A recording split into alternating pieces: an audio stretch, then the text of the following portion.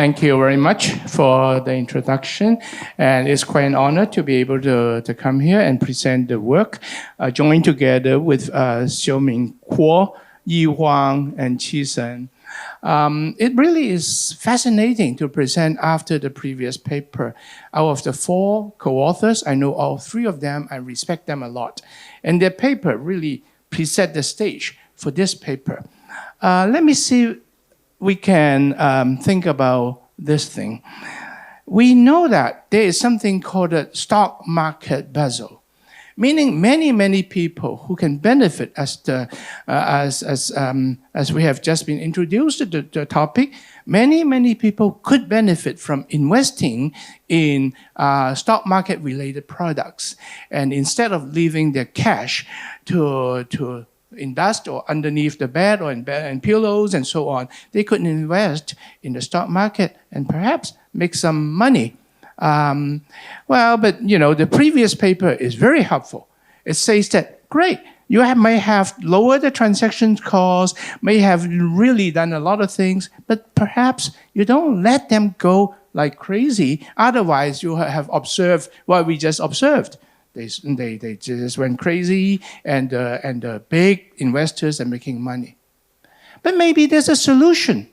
The solution nowadays is that we can use the digital means to transmit knowledge and information. So the argument is that many people, they should not, they avoid because of behavioral inertia, but then even telling them that there's an opportunity to get the information, they still don't get it. So let me show you this one.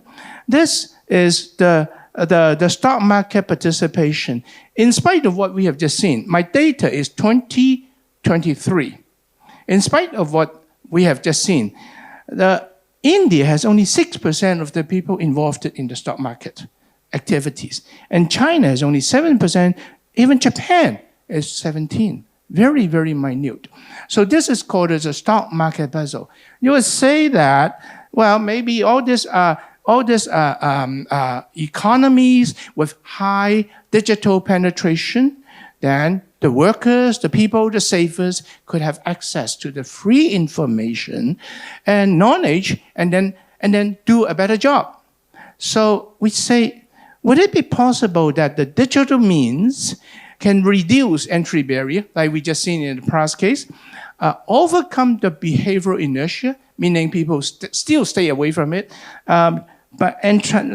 nudge people to transmit knowledge and information to receive knowledge and information through the platforms, so that they can invest in the capital market efficiently. So that's the question. Let me illustrate a little bit more. By the way, my data is January, December 2023. Very recent.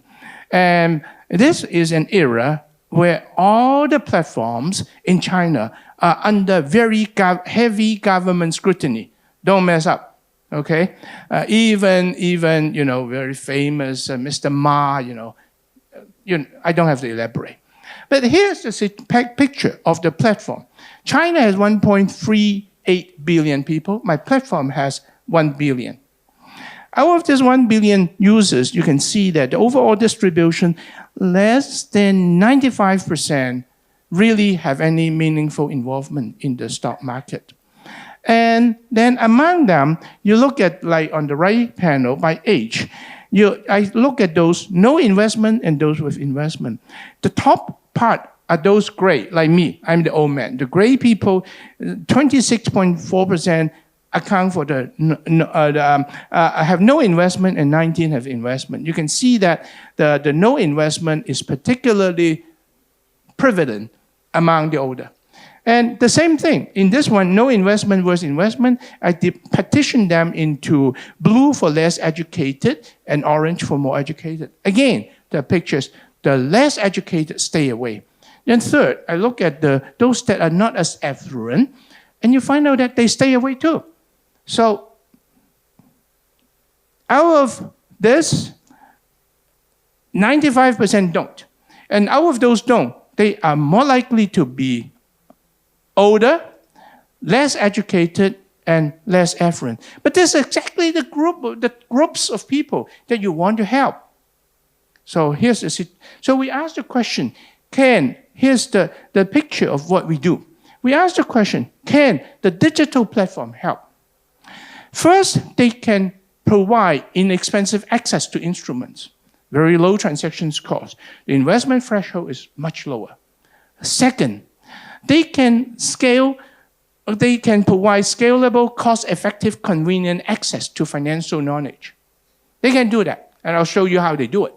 And then the third one is that they can nudge the users. Just send them a message. Click my message. You can visit all my channels on my platform for information and for knowledge. Do they do that? Do they not? That's the question. What is the impact of the nudge, and how the nudging will move people to acquire financial information and knowledge, and what's the consequence? That is the question. And so what do I mean by this? This is, I basically take a handphone and take a picture. This one says that there are lots of products, highly liquid, people can do it. It's almost like the option trading that you've seen. That is accessible instruments, low cost. And the threshold, normally it would be 50 Chinese yuan, but in this one is 100, you can do it. Then here, they have personalized robot advisory available on the platform. And they also have discussion group, really, really huge discussion group launched by experts. And they talk, hot topics, hot products, and so on and so forth. And then they would also have videos, etc., etc. A picture is worth 1,000 words, and they do that. So these are what the platform is doing. So the question, I can use what the platform does, to create a quasi-natural experiment and directly test where the digital nudging that make people acquire financial knowledge and information, do they increase their participation in the stock market? Do they build a more diversified portfolio? And do they have good risk-adjusted performance? Here, the challenge for any researchers would be, say, acquisition of knowledge and information through the platform is endogenous. So we must overcome that. And this is where the nudging thing comes in. You look at, this is 2023. This is the pre-treatment month. You see the date, and that's the treatment month. So we take 2 months of data.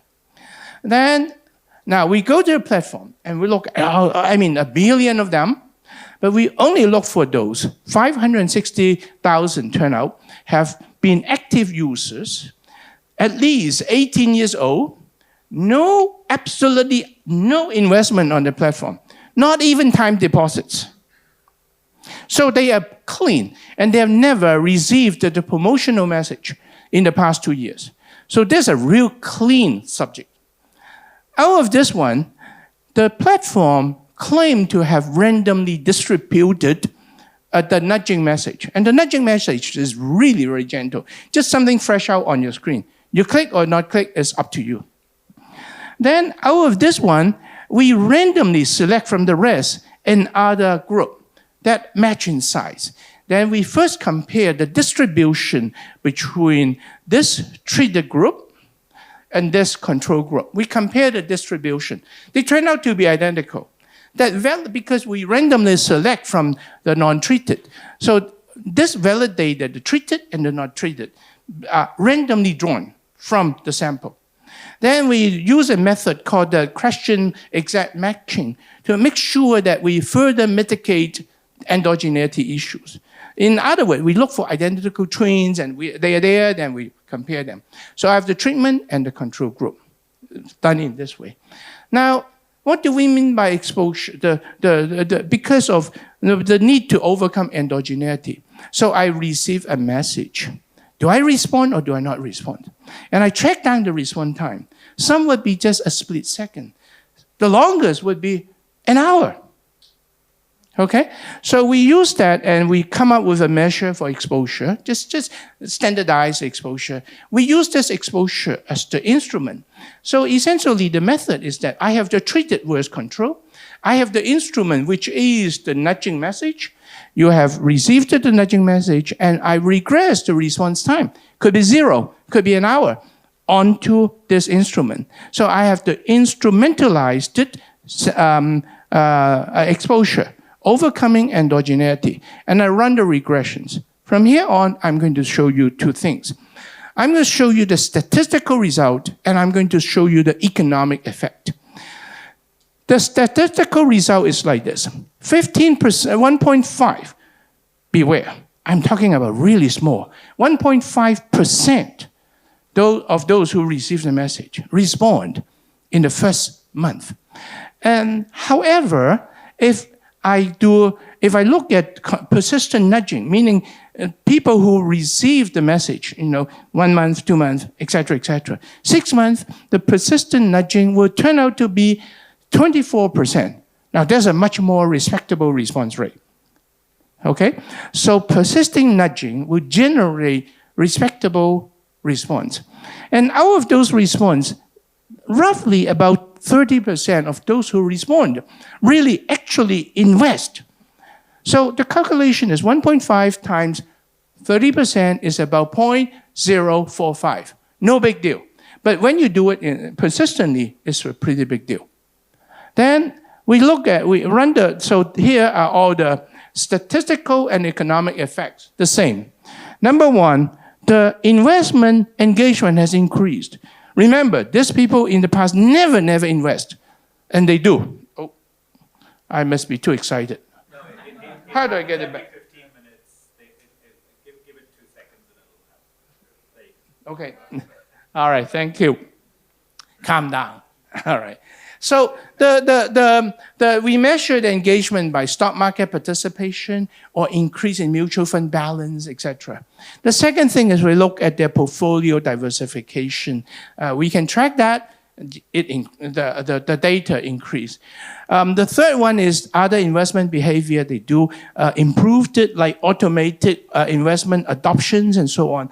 More importantly, we show that their abnormal Sharpe ratio, basically the risk scaled by the standard deviation, that is the Sharpe ratio, minus the market Sharpe ratio. They outperform the market Sharpe ratio. It's not bad. So here is the variable skip. I mean, there's no point to do all this. But there's a point to stay for a second here because it shows that I actually have done the work. And this says that the instrument is a strong instrument. And then this says that you see the fund balance increase. This is the second stage. Everything increase. Allocation increase, and the Sharpe ratio increase. And it increased not just 1 month, 3 months, 6 months. They stay. The performance stay. Okay? And then, now, these are the statistical results. Let's look at the response. Remember I say 1.5%, really minute. And then later on, I do it again and again, we get more. So let's just look at what the results are, focusing on those I call treated respondents, those who receive the message and actually stay on the screen to read and to interact.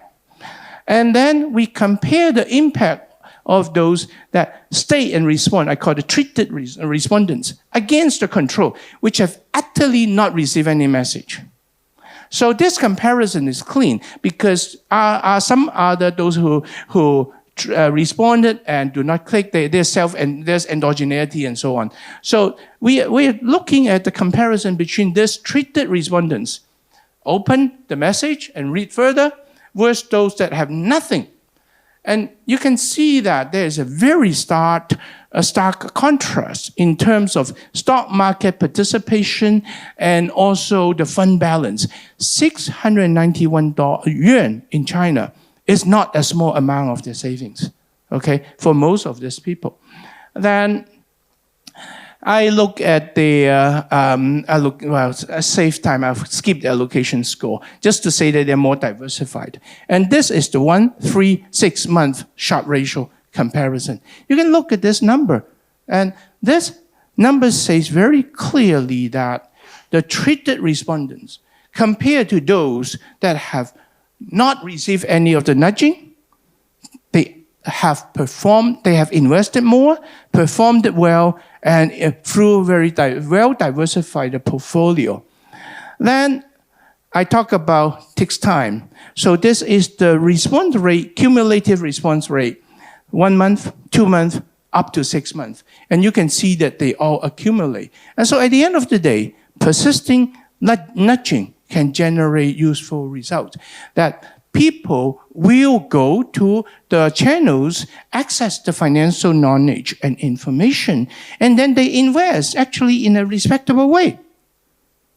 That's really quite fascinating for me.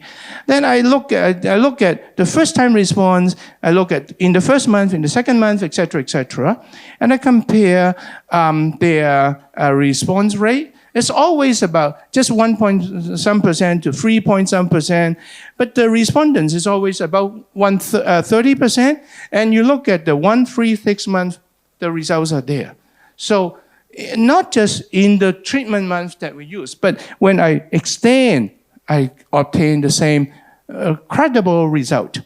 Then remember, we talk about the older, less educated and less wealthy, and they could benefit more from investing in the stock market. I believe I have 10 more minutes, right?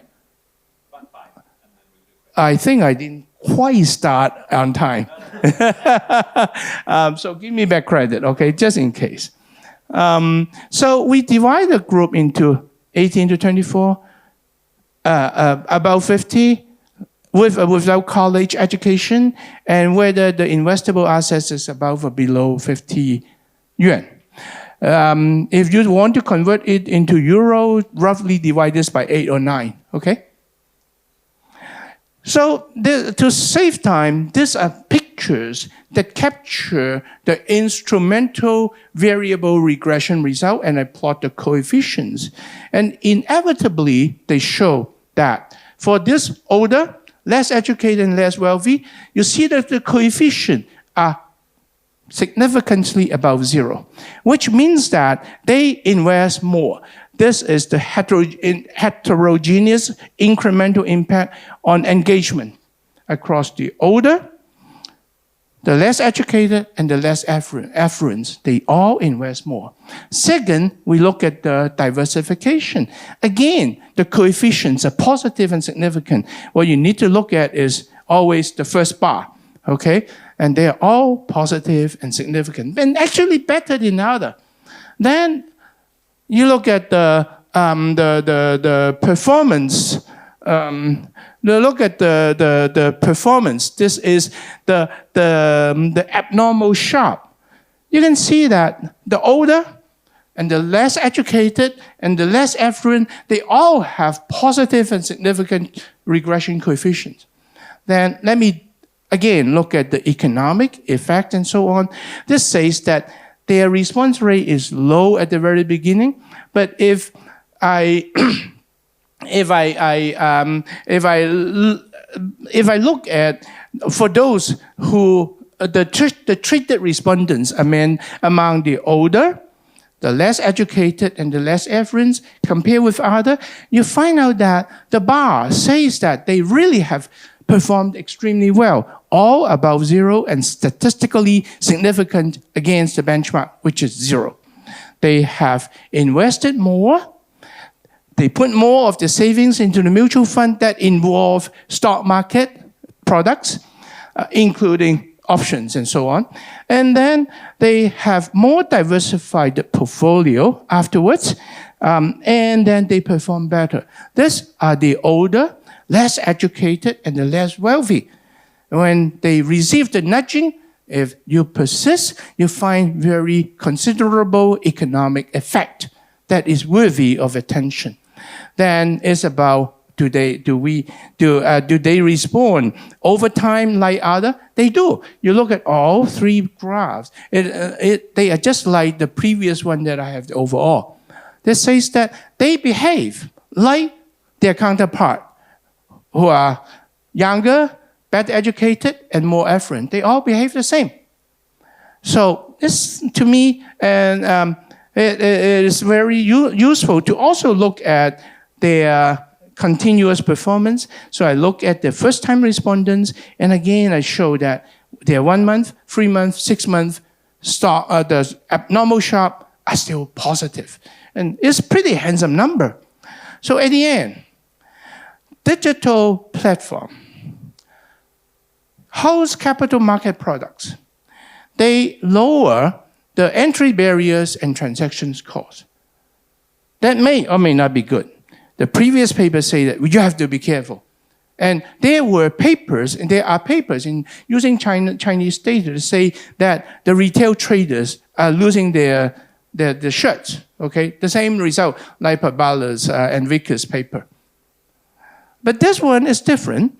It says that the platform can connect the uninitiated and then nudge them towards the free financial information and knowledge. And the result is that it enhances the household's capital market participation. They invest in a diversified manner, and they have good, positive, abnormal sharp.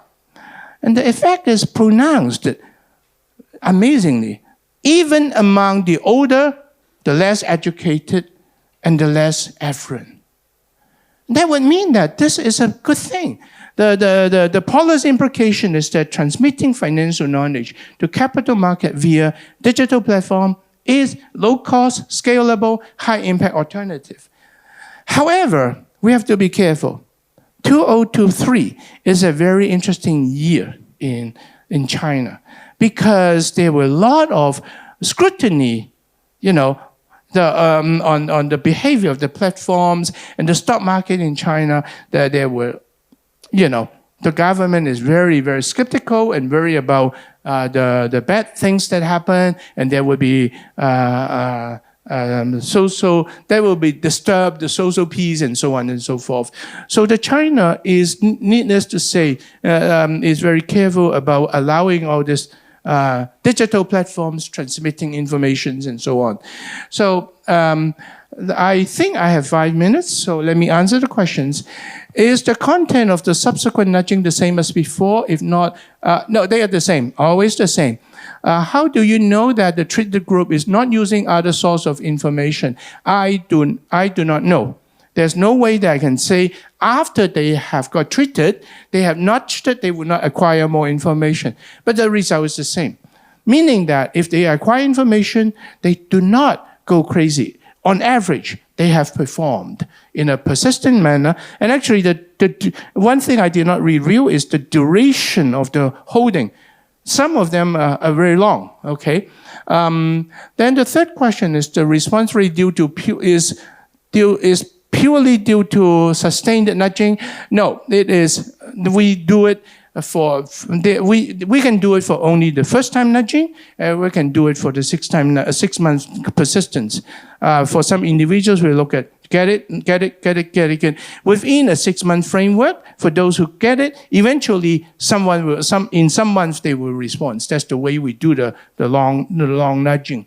So the question is slightly different. So the question is that I nudge you, and let's say you participate, then you lose money. Then your response to the next nudge is not... I have not done that one. I have not done that one. Yeah. That one I have not done. It's a meaningful thing. Well, try. Okay, it's worth trying. Is there a role for private equity? I do not know. I don't think the private equity is on this platform. Why the outcomes are different across age and education? I would not be surprised that the older people have greater behavioral inertia. I mean, for me, if I lose my savings, I have no recovery. For the young people among here, you have another 50 years of working life. So could be different.